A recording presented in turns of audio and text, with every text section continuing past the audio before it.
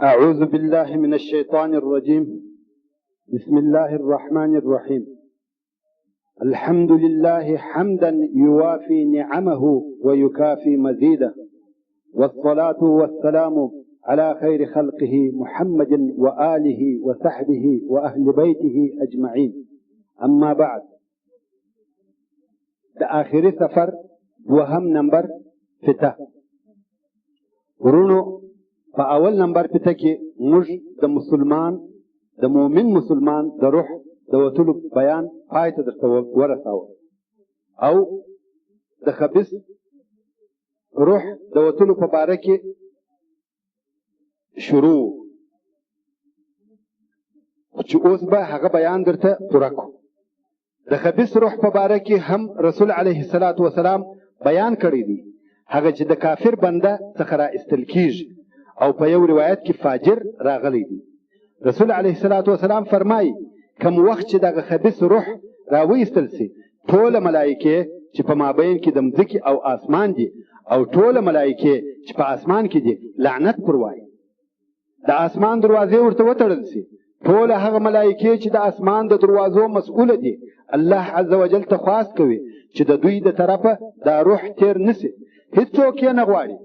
کوم وخت چې ملک الموت دغه خبیث روح راوباسي، دا نورې ملایکې د هغه په لاس کې یوه لحظه نه پرېږدي، ځینې وایخلي او هغه د اور په زړه ټوکري کې وپیچي، او د دا روح څخه مردار نجس بوی راپورته کیږي، لکه هغه د مردار سوي او راسته سوي حیوان بوی.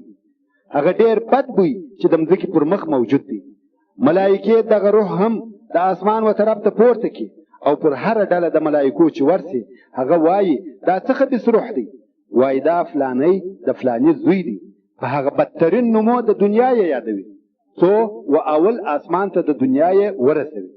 ملایکې طلب د خلاصېدو د دروازې وکړي چې دروازه را خلاصه کړي، مګر دروازه نه ور خلاصېږي، او بیا نو رسول علیه الصلاة والسلام دغه آیات ووایه: لا تفتح لهم أبواب السماء ولا يدخلون الجنة حتى يلج الجمل في سم الخياط وكذلك نجزي المجرمين. يعني هغه کسان چې زموږ آیاتونه درواغ بولي او تکبر کوي نه قبلوي، و هغو ته به نه د اسمان دروازې ورخلاص سي او نه به جنت ته داخل سي، تر هغو پورې چې اوښ د ستنې په سپم ننوځي. یعنی لکه څرنګه چې هغه امکان نه لري چې اوښتي یا پنډه ډبله رسۍ دي د ستنې په سپم ننوځي، دا هم امکان نه لري چې دغه بدبختانو ته دي یا د اسمان دروازه خلاصه سي او یا دې جنت ته داخل سي. او بیا نو الله عز وجل وفرمایي چې د ده کتاب په سجین کې ولیکي: وما ادراک ما سجین کتاب مرقوم. او بیا نو الله عز وجل فرمایي چې دا زما بنده ځکې ته بوځئ، نو دغه روح د آسمان څخه مځکې ته راوغورځوي، راتاکوي یې نه بلکې راویې غورځوي څو په بدن کې ولویږي. او بیا رسول علیه الصلاة والسلام دغه آیات ووایه: ومن یشرک بالله فکأنما خر من السماء فتخطفه الطير او تهوي به الريح في مكان سهيق. او دلته نو بیا نوی ژوند شروع کیږي چې علما یې د برزخ ژوند بولي، چې دا هغه د انتقال او انتظار ژوند دی. په دې ژوند کې د نیکانو دپاره یو څه نعمتونه سته، او د عذاب مستحق کسانو لره یو څه عذاب سته. روح یو بل نوم هم لري چې نفس ورته ویل کیږي، اگر چې بعضې علما د روح او نفس په مابین کې فرق اږدي، مګر لوی او محقق عالمان پر دې تاکید کوي چې روح او نفس یو شی دی. الله عز وجل موږ ته خبر راکوي چې نفس لره درې نومونه دي یا پر درې قسمه دي. اول نفس اماره بالسوء، دوهم نفس لوامه، دریم نفس مطمئنه. اول قسم یې د سورة یوسف په 53 آیات کې ذکر شوی دی چې فرمایي: ما ابرئ نفسي ان النفس لاماره بالسوء الا ما رحم ربي.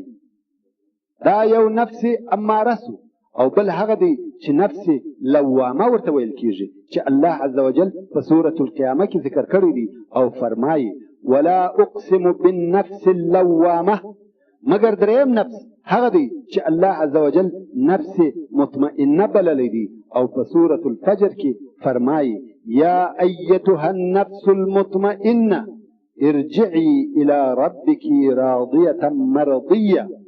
اوس نو آیا دغه درې نفس دي یا بلکې نفس یو نفس دی مگر درې صفته لري، لکه څرنګه چې شارح د عقیدې د امام طحاوي وایي په حقیقت کې نفس یو نفس دی چې مختلف صفتونه لري. یو نفس هغه دی چې انسان په بدو امر کوي چې ودې ته نفس اماره بالسوء ویل کیږي، او که بیا ایمان د دغه نفس سره معارضه او مخالفت کاوه، یعنی د یو انسان څخه هم ګناه کیږي او هم بیا ځان ملامتوي چې دا مې ولې داسې وکړ، دا نو نفس لوامه سو چې هم ګناه ځینې کیږي او هم پر خپل ځان ملامتي وایي.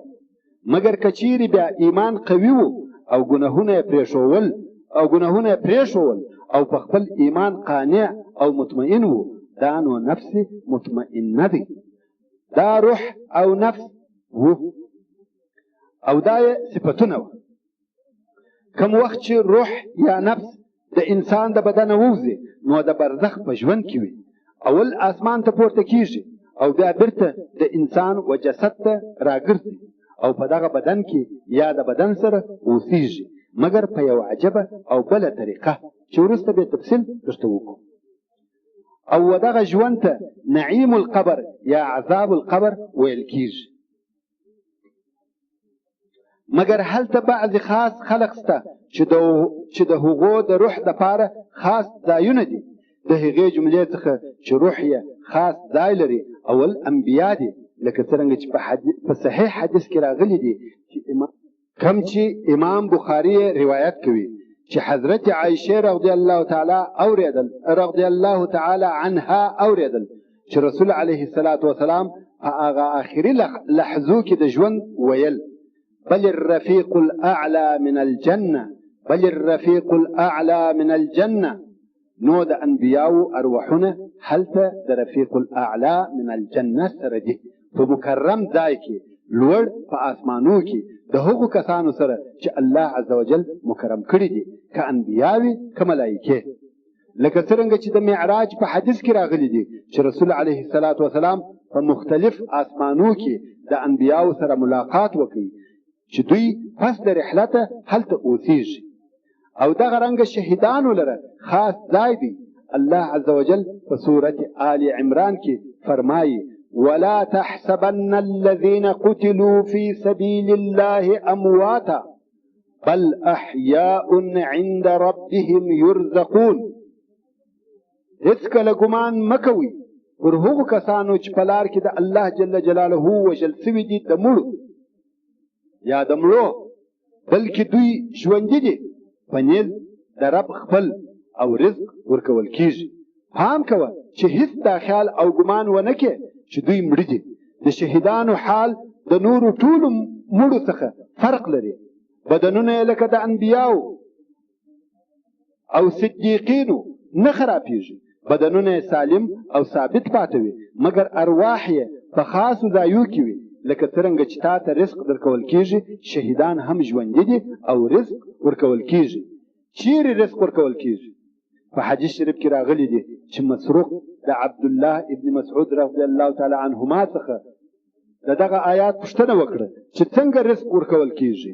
عبدالله ابن مسعود رضی الله تعالی عنه وویل موږ د رسول علیه الصلاة والسلام څخه پوښتنه وکړه، هغه وفرمایل چې د شهیدانو ارواحونه دننه په زرغونو مرغانو کې وي او دغه مرغان په قندیلانو کې وي چې هغه قندیلان په عرش الرحمن ځړیږي. په جنت کې هر چیرې چې د دوی خوښه وي ورې الوزي او بیا بیرته دغه قندیلانو ته راځي. امام مسلم او نور دغه حدیث روایت کوي. نو د شهید دپاره کومه درجه او کم مقام دی؟ دغه درجې په خاطر به د رسول علیه الصلاة والسلام اصحاب کرامو او صالحینو د الله جل جلاله څخه همیشه شهادت طلباوه. ځکه و دوی ته هغه لوړ مقام او درجه چې الله عز وجل و شهیدانو ته ورکړې ده د احادیثو څخه د رسول علیه الصلاة والسلام ورمعلومه وه.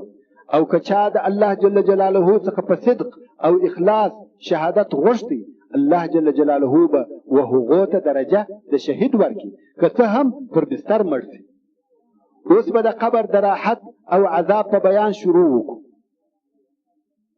خو په دې کې شک نشته چې په دغه بیان کې به بیره وي.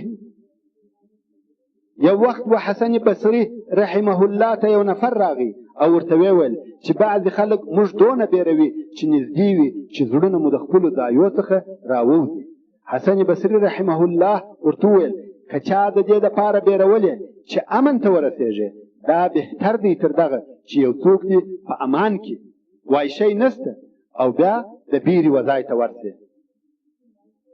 نو که زموږ په دغه خبرو کې بیره وي، هغه د دې دپاره ده چې امان او د امان وځای ته ورسېږو. مګر دا چې یو څوک د دنیا په ژوند کې مغروره او بېغمه اوسېږي، د مرګ څخه بېخبره وي، د آخرت څخه بېخبره وي، دغه بېخبرتیا په خپله د ګناهو دپاره دعوت او بلنه ده. زموږ په خبرو کې بیره سته، مګر هغه بیره چې ښه عمل ته مرابولي. د حجة الاسلام امام غزالی رحمه الله دا شایسته خبره واوري چې وایي د بیرې او تکالیفو څخه د ورځې د قیامت هیڅوک سالم او بېغمه نه پاته کېږي بې له هغه کسانو څخه چې د هغه په باره کې په دنیا کې ډېر فکر وهلی وي. نو هغه څوک چې اوس په قیامت کې ډېر فکر وهي، هغه به په هغه ورځ سالم پاته وي. او بل دا چې الله عز وجل دوی بیرې پر خپل بنده نه یو ځای کوي، یعنی چې په دنیا کې د قیامت څخه بیریږي، هغه به په آخرت کې نه بیریږي. او که په دنیا کې بېغمه و، هغه به په آخرت کې په بیره کې وي. که موږ دغه تکالیف بیانوو او په هغه کې بیره وي، دا دپاره د دې چې په دنیا کې وبیریږو او په آخرت کې په امان سو.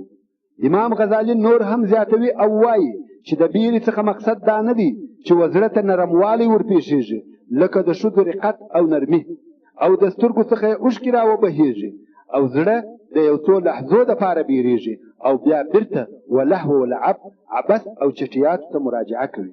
دا د بیرې څخه مقصد نه دی، بلکې د بیرې څخه مقصد هغه بیره ده چې انسان و نیک عمل ته راکش کړي او انسان د الله عز وجل و طرف ته نږدې کړي، د ګناهو څخه د الله جل جلاله و طرف ته تښتي.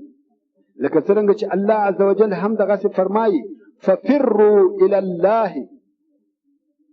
انی لکم منه نذیر مبین، یعنی وتښتئ، رجوع وکئ و طرف ته د الله په طاعت سره، او زه تاسې ته د الله د طرفه ښکاره بیرونکی یم. او ډېره بده خبره خو دا ده چې یو چا ته د آخرت او د هغه د عذابو بیان وسي، د مړو او عذاب القبر بیان ورته وسي، نو وایي الله مو دې وساتي، الله دې خپل فضل او کرم را باندې وکړي. مګر د ځان د ساتلو دپاره دی په خپله هیڅ نه کوي. وایي د دې سړي حال داسې حال دی، یو مثال راوړي، وایي دا سړی لکه هغه سړی چې په دشت کې وي او شرمشان پر راسي.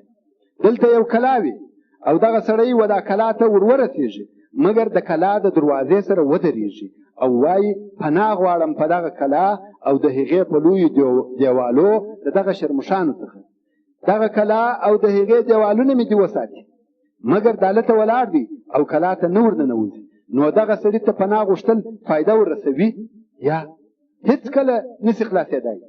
دا د هغه چا حال دی چې د مرګ، قبر، آخرت حالات او مشاکل اوري او د هغو څخه په الله جل جلاله پناه غواړي، خو عمل نه اصلاح کوي. هغه خپلې ګمراهۍ، ضلالت، انحراف، شهواتو او ګناهو ته مراجعه کوي. د بیرې څخه مقصد نیک عمل دی. د سرو شورېدل، د سترګو اوښکې، د څو لحظو دپاره د زړو نرمي نه ده مقصد.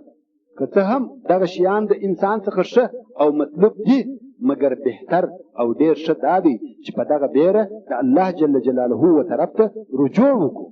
ورونو، دا د دنیا ژوند ډېر کوتاه او لږ ژوند دی. عبدالله ابن عمر رضی الله تعالی عنهما وایي رسول علیه الصلاة والسلام تر اوږه ونیولم او راته ویې ویل په دنیا کې داسې اوسه لکه ته چې مسافر یې یا د یو لارې تېرېدونکی.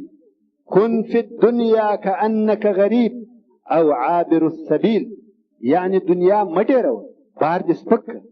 عبدالله ابن عمر رضی الله تعالی عنهما چې به دا حدیث ووایه نو بیا ویل چې ماښام سو د سبا انتظار مه کوه او که سهار سو بیا د ماښام انتظار مه کوه. د صحت څخه دې د مرض دپاره فایده واخله، یعنی کوم وخت چې ته جوړ او سالم یې دغه صحت دې په عبادت، نیک عمل او جهاد کې تیر کړه، د مخه تر دې چې مریض دی او بیا دغه نیک کارونه نسې کولی، او د ژوند څخه دې د مرګ دپاره فایده واخله. رواه البخاري. کوم وخت چې روح د بدن څخه ووځي د عالم برزخ ژوند شروع کیږي. د امام طحاوي د عقیدې شارح د نعمتو یا د عذابو د قبر خلاصه موږ ته بیانوي. څرنګه چې بعضې خلک په دې مسله کې شکمن او متردد دي، نو هغه وایي د رسول علیه الصلاة وسلام څخه په اثبات او وجود کې د نعمت یا عذاب د قبر متواتر او پرلپسې احادیث رانقل شوي دي. هر څوک چې د هر شي لایق و هغه به ورسره کیږي. همدارنګه په باره کې د وجود د سوال د دوو ملکو نکیر او منکر هم احادیث ډیر دي. نو پر هر مسلمان واجب او لازمه ده چې د دغو شیانو د اثبات او وجود عقیده ولري او پر دغه شیانو ایمان ولري، مګر د هغه په کیفیت کې خبرې نه کوو چې څنګه به وي. په حقیقت او طریقه د عمل یې موږ نه پوهیږو، څونه چې موږ ته ویل سوي دي هغو نه پوهیږو، ولې دا غیب شیان دي او موږ په غیب نه خبر یو نه په پوهیږو بې له هغه اندازې څخه چې په آیات او حدیث کې راغلي دي. ولې عقل لره د هغه واقعاتو پر کیفیت او څرنګوالي هیڅ معلومات او خبر نشته، او شرع هغه شیان نه راوړي چې هغه دې د عقلو څخه لرې محال او ناممکن وي، بلکې شرع هغه شیان راوړي چې عقل ورته اریان وي مګر محال او مشکل نه وي. هو دغه کارونه چې پس له مرګه کیږي حیرانونکي او عجیب کارونه دي مګر مشکل او محال نه دي. او دا آیات شریف چې ان الله على كل شيء قدیر مه هېروه. نو دغه د روح بیرته راتګ و بدن ته پر هغه خپله معلومه طریقه د دنیا نه دي، لکه څرنګه چې پخوا ژوندی و. یعنی کم وخت چې روح د انسان و بدن ته په عالم برزخ کې راوګرځي دا مړی داسې نه وي لکه ژوندی، لکه هغه موږ ته چې را معلوم دي، بلکې هغه یو خاص ډول ژوند دی. که موږ قبر لڅ کړو او مړي ته وګورو موږ یې هغسې مړی وینو مګر دی ژوندی دی، بل قسم خاص ژوند. ایا تاسې وبیده ته نه ګورئ؟ ګای په خوب کې وهل کېږي، خوږېږي، مشکلات او تکلیفونه وي، او ګای خوشحاله او په نعمتو کې وي، لکه دی چې واقعا په دغه حالاتو کې ژوند کوي. مګر موږ چې ویښ او دالته ورته ناست یو دا د بیده ژوند د هغه نعمتونه یا تکلیفونه وینو یا آرام او بیا حرکته پر ځای پروت وي، او بیا چې کم وخت د خوبه راویښ سي وایي داسې ښه خوشحاله خوب مې لیدی او یا داسې په عذاب وم. لکه څرنګه چې بیده خاص ډول ژوند لري، حیات برزخ هم یو خاص ډول ژوند دی چې موږ یې نه حسوو او نه په پوهیږو. نو وایو دغه بدن ته روح بیرته راوګرځي مګر نه په هغه مشهور ډول چې په دنیا کې وو. او بعضې خلک په دې باره کې بعضې سوالونه کوي، د هغو په جواب کې وایي پوه سه چې عذاب د قبر هغه عذاب د برزخ دی. هر څوک چې مړ سي او مستحق د عذاب وي هغه خپله اندازه عذاب ورسیږي، که شخ کړه سي یا نسي شخ، که لیوان او شرموشان وخوري یا وسوځل سي او ایریسي او بیا یې هوا یوې خوا او بلې خوا ته یوسي یا ټوک ټوک سي یا په دریاب کې غرق سي، د هغه روح او بدن و دواړو ته هغه اندازه عذاب ورکول کیږي کم چې هغه په قبر کې ښخ سوي سړي ته ورکول کیږي. ټوله یو شی دی، هغه مستحق عذاب خامخا ورکول کیږي، او هغه چې راغلی دي چې مړی کښېنول کیږي او پښتۍ یې د کښېکښلو په واسطه سره تیریږي او یا نور داسې عذابونه، د هغو مراد او مقصد باید د رسول علیه الصلاة وسلام څخه وفهمول سي. هو دا شیان پیښیږي، څنګه په څه ډول موږ نه یو په خبر او یا نه په پوهیږو، ان الله على كل شيء قدیر. که یو څوک قبر ته داخل سي یا نسي داخل، دغه حالات ورته پیښیږي، مګر په داسې ډول او کیفیت چې الله جل جلاله په پوهیږي. ډېر آیاتونه او احادیث راغلي دي چې د قبر د عذاب پر وجود تاکید کوي. د هغې جملې څخه هغه چې علماو اتفاق پر کړی دی چې په هغه کې د قبر و عذاب ته اشارې دي، دا قول د الله عز وجل دی، هغه چې امام بخاري په کتاب الجنائز کې هم راوړی دی چې الله عز وجل فرمایي: ولو ترى إذ الظالمون في غمرات الموت والملائكة باسطوا أيديهم أخرجوا أنفسكم اليوم تجزون عذاب الهون بما كنتم تقولون على الله غير الحق وكنتم عن آياته تستكبرون.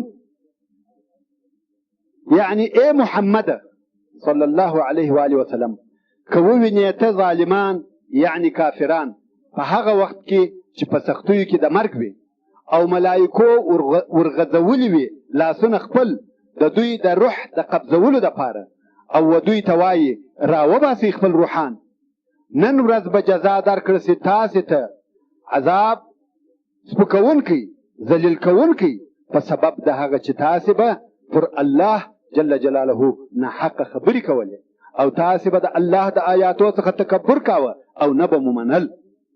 نو دغه چې ملایکې د مرګ په وخت کې ورته وایي الیوم تجزون، دا د قبر و عذاب ته اشاره ده. او بل الله عز وجل په سورة التوبه کې فرمایي: سنعذبهم مرتين ثم يردون الى عذاب عظیم. الله عز وجل فرمایي زه به دوی ته دوه واره عذاب ورکم او بیا به ډېر لوی عذاب ته بوتله سي چې هغه عذاب د قیامت دی. اوس نو دغه دوه واره عذاب د مخه تر عذاب د قیامت دی چې هغه یو عذاب د دنیا او بل عذاب د قبر دی، او بیا نو عذاب ته د آخرت لیږل کیږي. او بل په سورة المؤمن یا غافر کې 45 او 46 نمبر آیاتونه د علماو په نیز هغه صریح آیاتونه دي چې د قبر پر عذاب دلالت کوي. الله عز وجل فرمایي: وحاق بآل فرعون سوء العذاب. چارپیر او پر راوګرځېدی پر آل د فرعون بد عذاب. النار يعرضون عليها غدوا وعشيا ويوم تقوم الساعة ادخلوا آل فرعون أشد العذاب. پر اور د دوزخ دغه آل د فرعون هر سهار او ماښام وړاندې کیږي، عرضیږي، او په هغه ورځ چې قیامت قائم سي د الله عز وجل د طرفه به وویل سي چې آل فرعون و هغه سخت عذاب ته داخل کړي. نو دغه چې کفار پر اور سهار او ماښام د مخه تر قیامت عرضیږي، دا کله او چیرې؟ په قبر کې. او بل اشاره د اشاراتو څخه د قرآن کریم و عذاب ته د قبر چې ښکاره او واضحه اشاره ده، دا قول د الله عز وجل دی چې په سورة ابراهیم په 28 نمبر آیات کې فرمایي: يثبت الله الذين آمنوا بالقول الثابت في الحياة الدنيا وفي الآخرة ويضل الله الظالمين. مضبوطوي چنګوي الله هغه کسان چې ایمان راوړي دي پر ثابته او حق خبره د دنیا په ژوند کې او په آخرت کې، یعنی په قبر کې، او ظالمان شویوي معلومه او ښکاره خبره ځینې هیره کې. کم وخت چې ملایکې په قبر کې سوال او جواب ورسره کوي، د ده څخه هغه معلومداره خبرې هیرې سي، جواب نسي ورته ویلی. امام بخاري روایت کوي چې رسول علیه الصلاة وسلام وفرمایل دغه آیات د قبر د عذاب په باره کې نازل شوی دی. په صحیح مسلم کې د حضرت عایشه رضی الله تعالی عنها څخه د یو قصې روایت کیږي او وایي چې یو دوې سپین سرې ښځې چې د مدینې منورې د یهودو د کورو څخه وې زما کور ته راغلې او هغو ویل چې په قبرو کې و مړو ته عذاب ورکول کیږي. ما دوی درواغجنانې وبللې او دا مې نسوه خوښه چې دا د دوی خبره ومنم. خو هغه ښځې ولاړې او بیا رسول علیه السلام کور ته راغی او ما ورته وویل یا رسول الله، دوې سپین سرې د سپین سرانو څخه د یهودو د مدینې راغلي وې او ویل یې چې اهل قبور ته په قبرو کې عذاب ورکول کېږي. رسول علیه الصلاة والسلام وفرمایل رښتیا یې ویل، هو مړو ته عذاب ورکول کېږي، داسې عذاب چې حیوانات یې اوري. د قبر په عذاب کې د مړو څخه آوازونه پورته کېږي او دا بیان به بیا په راتلونکو احادیثو کې واورو چې ښکاره او واضحه اشاره و دغه ته کوي چې ټول ژوندي مخلوقات دغه غږونه اوري بې له انسانانو او پیرانانو څخه. او حضرت عایشه رضی الله تعالی عنه او حضرت عایشه رضی الله تعالی عنها وایي پس له دغه څخه بیا هیڅکله ما رسول علیه الصلاة والسلام نه دی لیدلی چې لمونځ دې کوي او د قبر د عذاب څخه دې پناه ونه غواړي. په صحیح البخاري کې د اسماء بنت ابو بکر رضی الله تعالی عنها وعن ابيها څخه روایت کیږي چې ویل یې رسول الله صلی الله علیه و آله وسلم د خطبه ویلو د پاره ولاړ شو. د قبر فتنه یې ذکر کړه، هغه چې انسان پکې امتحانیږي. کوم وخت چې رسول علیه الصلاة والسلام د قبر حالات بیان کړه او خلق یې د عذاب څخه د قبر وبېرول. ورونو دا دې هم درته معلومه وي چې د قبر د عذاب څخه د خلقو بیرول سنت دي د پاره د دې چې خلق احتیاط وکړي او آمادګي ورته ونیسي. او رسول علیه الصلاة والسلام هم دا کار وکړي، د قبر عذاب یې خلقو ته بیان کړي.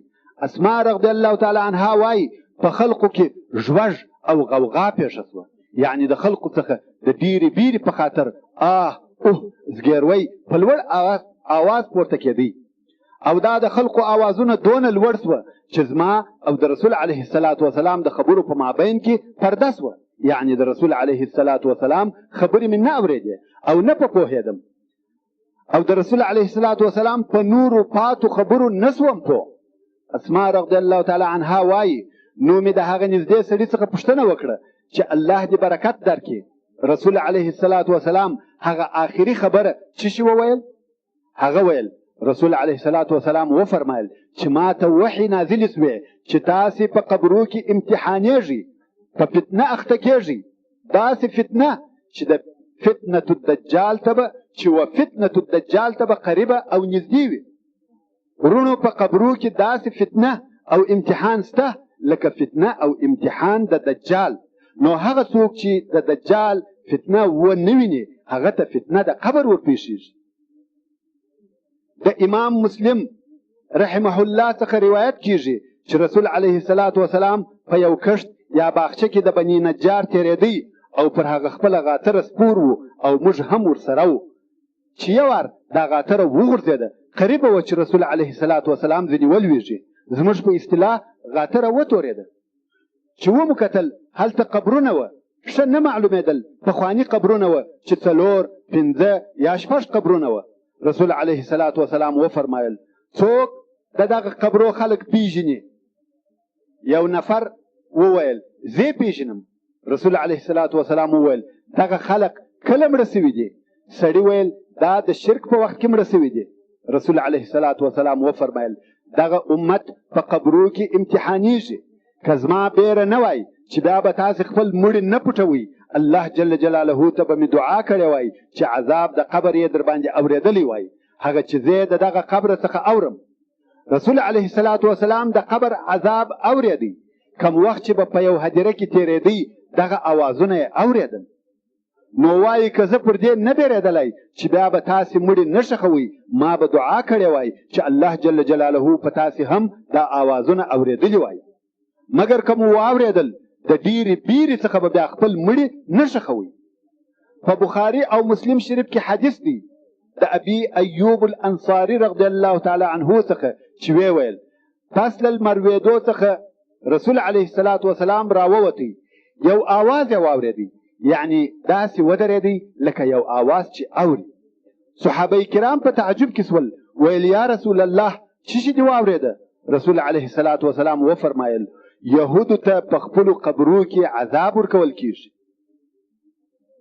په صحیح البخاري کې د انس رضی الله تعالی عنه څخه روایت کیږي چې رسول علیه الصلاة والسلام دعا کول او ویل یې اللهم انی اعوذ بک من العجز والکسل والجبن والبخل والهرم واعوذ بك من عذاب القبر واعوذ بك من فتنه المحیا والممات.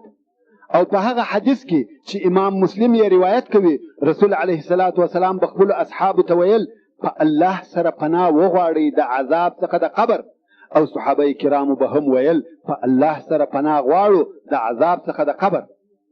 دغه رنګه امام مسلم د عبدالله ابن عباس رضی الله تعالی عنه څخه روایت کوي چې رسول علیه الصلاة والسلام به دا دعا په داسې ډول راښول لکه یو سورت د قرآن چې به راښوي. او رسول علیه الصلاة والسلام په هر لمانځه کې پس له التحیاتو څخه دغه دعا ویل: اللهم انا نعوذ بك من عذاب جهنم واعوذ بك من عذاب القبر واعوذ بك من فتنة مسيح الدجال واعوذ بك من فتنة المحيا والممات. نو عذاب د قبر ثابت او یقیني دی، او د هغه پر وجود دلایل تر دې ډیر دي چې څوک یې حساب کی. او یقین پر عذاب د قبر زموږ د ایمان او عقیده یو جز دی. د عذاب څخه د قبر انکار ناجائز او نقص د ایمان دی. او اوس په تفصیل سره هغه بیان درته وکړو کوم چې انسان ته د هغه په قبر کې پیښیږي. د عثمان ابن عفان رضی الله تعالی عنه مولا هانی روایت کوي چې عثمان رضی الله تعالی عنه به و یو قبر ته ودرېدی، ژړل به دونه به وژړل چې ژیره به په اوښکو لنده سوه. یو چا ورته وویل چې د جنت او اور بیان کیږي، ته نه ژاړې، او چې قبر در په یاد کې ژاړې. عثمان رضی الله تعالی عنه وویل ما د رسول صلی الله علیه و آله وسلم څخه واورېدل چې ویل یې قبر اول منزل د آخرت دی. که څوک د قبر د عذاب څخه خلاص و تر دغه وروسته هغه نور هم آسانه وي، او که د دې عذاب څخه نسو خلاص هغه وروسته تر دغه سخت او مشکل دی. او د رسول علیه الصلاة والسلام څخه مې اورېدلی دي چې ویل یې هیڅ د بیرې منظر او مشهد مې نه دی لیدلی مګر قبر تر هغه بیرونکی و. یعنی د بیرې تر ټولو ځایو قبر بیرونکی ځای دی. په صحیح حدیث کې هغه چې امام البانی را ایستلی دی راغلی دی، وایي یوه ښځه وه چې دی به همیشه د رسول الله صلی الله علیه و آله وسلم مسجد د رسول علیه الصلاة والسلام په وخت او زمانه کې پاکاوه، او دا ښځه په شپه کې مړه سوه او په هغه شپه کې ښخه کړه سوه.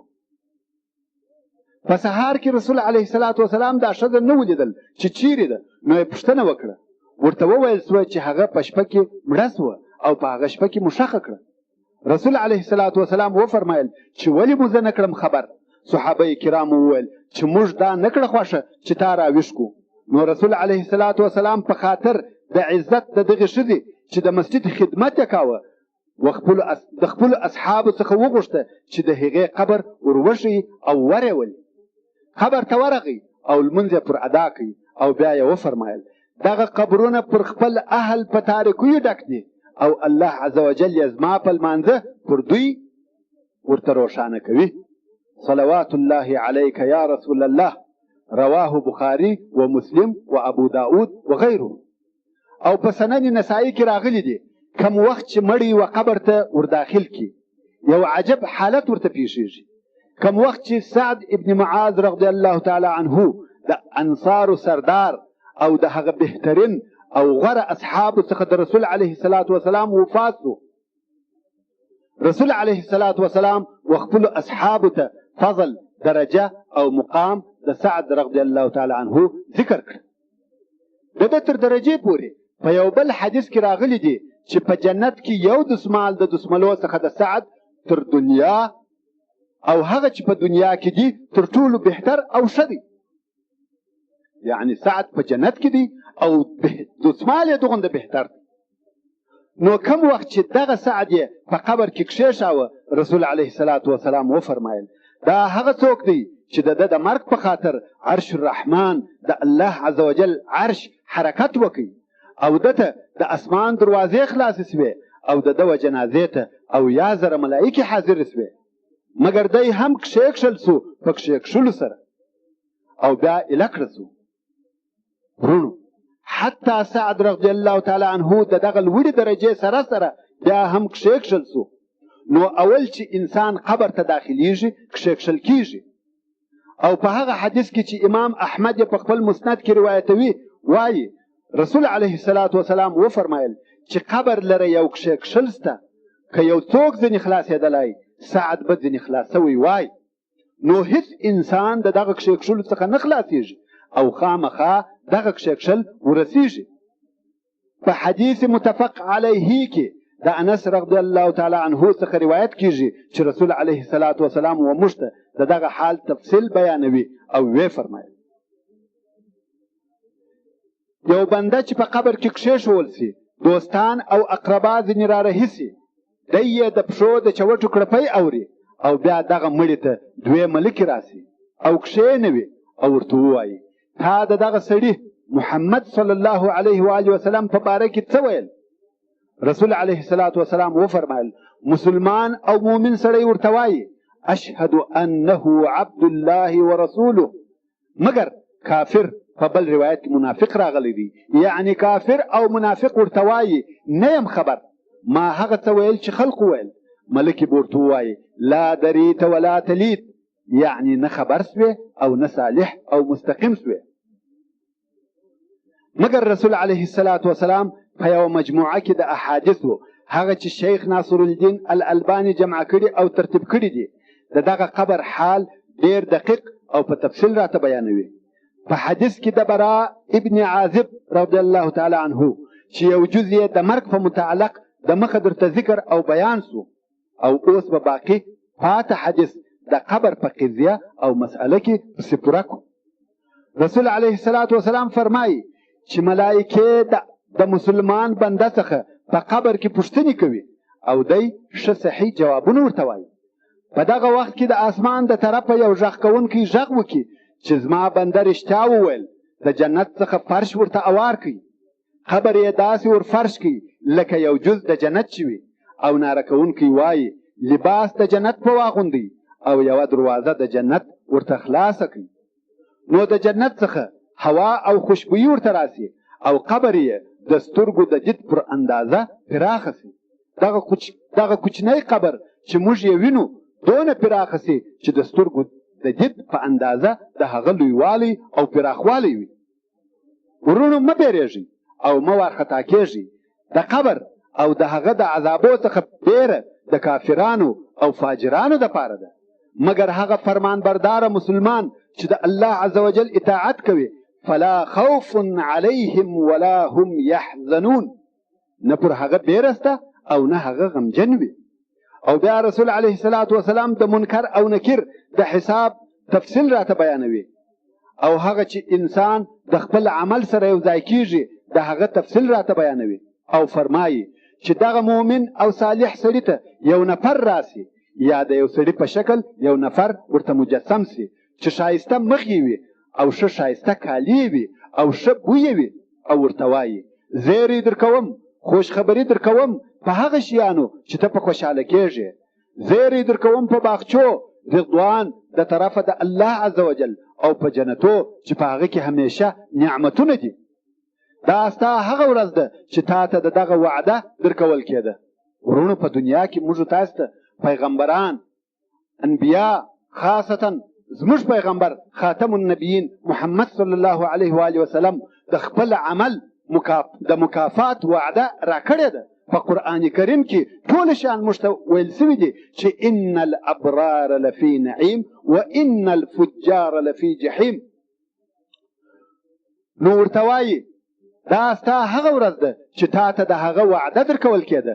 مړی به ورته ووایي ته څوک یې؟ الله دې د خیر زیری در باندې وکړي. ته څوک یې؟ مخ دې د هغه چا مخ دی چې خیر راوړي. هغه به ورته وایي زه ستا هغه نیک عمل یم. سبحان الله عمل صالح د انسان په شکل ورته راځي او ویني یې او ورته وایي زه ستا عمل یم. والله د تا څخه بل شی نه دی را معلوم بې له دې څخه چې ته د الله په اطاعت او عبادت کې تلواري وې او په ګناهو کې دندنۍ وې. الله دې تا ته د خیر جزا او بدله درکړي او بیا دغه مړي ته یوه دروازه د جنت او یوه دروازه د دوژخ ورخلاصه سي. د اور و دروازې ته اشاره وکړي وایي دغه ستا ځای دی که دې د الله نافرماني کړې وای. ورونو د هر انسان دپاره په جنت او دوزخ کې معین ځای سته. دغه د سړي په شکل عمل ورته ووایي که تا نافرماني کړې وای دغه دې ځای و، مګر الله جل جلاله په دغه ځای په جنت کې در بدل کړي. نو دا مړی خپل ځای او قصر په جنت کې وویني او د جنت نعمتونه وویني او وایي الهي الهي د قیامت ورځ ژر راولې چې خپل اهل او مال ته ورسم. مړی غواړي چې ژر تر ژره قیامت برپایه سي او هغه خپل قصر ته ورسي چې خپل اهل او مال وویني. موږ او تاسې دې هم الله جل جلاله د دغه نیکانو څخه وګرځوي.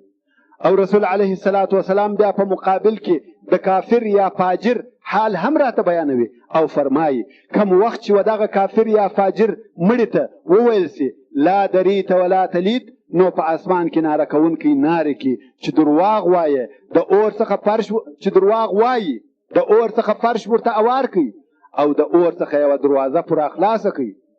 نو د دغه اور حرارت او ګرمي ورته راسي او قبر یې پوره تنګ سي، دونه تنګ چې پشتو یې سره تیرې سي. یو نفر ورته راسي یا د یو نفر په شکل سړی ورته مجسم سي، ډېر بد شکله او ډېر بد لباس وي او ډېر بدبویه وي. ورته وایي زیری در کوم په هغه شیانو چې په عذابوي دي، دا د هغه ورځ ده چې وعده یې در کول کېده.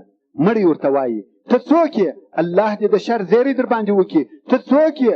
مخ دې د هغه چا مخ دی چې شر او غم راوړي.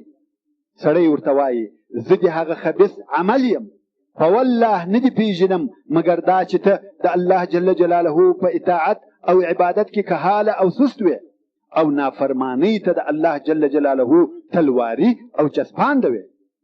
الله دې د شر جزا درکړي. او بیا یو ړوند کوڼ او ګونګی سړی راسي او په لاس کې د اوسپنې چکش وي، داسې چکش چې غر په ووهل سي دا غر به خاورې وګرځي. په دغه چکش یې ووهي حتی دا مړی به د دا وهلو څخه خاورې وګرځي او بیا بیرته پر هغه خپل حالت سي. بل وار یې بیا په ووهي د دا مړي څخه داسې چغه او آواز راپورته سي چې هر شی یې اوري بې له انسان او پیري څخه. او بیا د اور د طرفه یوه دروازه پر خلاصه سي او د اور فرش ورته اوار سي او دا مړی وایي الهي قیامت مه راولې چې دا یې د قبر حال دی. نو په اور او جهنم نو په اور او جهنم کې به څنګه وي؟ الله عز وجل دې موږ او تاسې د قبر د عذاب څخه وساتي. او رسول علیه الصلاة والسلام هغه شیان را ښوولي دي چې هغه شیان اکثره د قبر د عذاب سبب ګرځي او هغه داسې کارونه دي چې بعضې خلک یې سپک او معمولي بولي او پروا یې نه پکېږي. چې د هغې جملې څخه هغه چې امام بخاري او امام مسلم رحمهم الله یې روایت کوي چې رسول علیه الصلاة والسلام د دوو قبرو سره تیره دی او وی فرمایل چې دغه دوو نفرو ته عذاب ورکول کیږي مګر عذاب یې د یو لوی ګناه په خاطر نه دی. دغه یو چې و د خلقو په مابین کې چغلي وړلې، یعنی د یوه حال یې و بل ته وایه او د بل حال ده او د بل حال یې و دا بل ته وایه او دغه بل چې دی د بولو څخه یې ځان نه ساتي. نو د بولو څخه ځان نه ساتل هم سبب د عذاب د قبر ګرځي. او په حدیث شریف کې راغلی دی چې رسول علیه الصلاة والسلام وفرمایل برایي شپه مې په خوب کې 2 نفره ولیدل او دا هم تاسې ته معلومه ده چې خوب د انبیاو حق او وحی دی. نو فرمایي چې 2 نفره مې ولیدل چې راته راغله او زه یې تر لاس ونیولم او زه مقدس مځکې ته بوتلم. هلته مې یو نفر ولیدی چې ناست دی او بل نفر ولاړ دی او په لاس کې د اوسپنې چنګک دی او د دغه ولاړ سړي و مخ ته یو نفر ستونی ستخ پروت دی. دا ولاړ سړی د هغه پراته سړي په خوله کې دا چنګک ور واچوي او خوله یې د سر تر آخره ورڅیري کړي او بیا یې دا بل طرف ته راسي او دا چنګک یې په خوله کې ورکښېږدي. هغه اول طرف یې په دغه وخت کې جوړ سي او دی یې دغه دوهم طرف د خولې د سر تر آخره ورڅیري کړي. دغه رنګه دې کار دوام درلودی. دی یې یو طرف ورڅیري هغه بل طرف یې جوړیږي، بیا یې جوړ سوی طرف ورڅیري او دا بل طرف یې جوړیږي. د قیامت تر ورځې به د دوی دا حال څیرل او جوړېدل وي. رسول علیه الصلاة والسلام فرمایي ما د هغه دوه نفرو څخه پوښتنه وکړه چې دا څه کیفیت دی؟ ویل درځه وای را رهي سو. څو یو نفر ته راغلو چې د شا پر تخته پروت دی او بل نفر یې وسر ته ولاړو او لو ډبره یې په لاس کې ده. ډبره پورته کې دا پروت سړی پر سر په وولي، د هغه سر ټوک ټوک سي او ډبره ولغړي. دا ولاړ سړی و ډبرې ته ورهیسي چې هغه را اخلي، د پراته سړي سر بیرته جوړ سي لکه اول. دوهم وار یې بیا په ډبره ووهي، د هغه سر ټوک ټوک سي، میده سي او ډبره بیا ګیله سي. سړی په ډبره پسې ورهیسي، په دغه وخت کې سر بیا جوړ سي او د قیامت تر ورځې به دا حال وي. رسول علیه الصلاة والسلام فرمایي بیا مې پوښتنه وکړه چې دا څوک دی؟ ویل درځه وای را رهي سو. و یو لوی غټ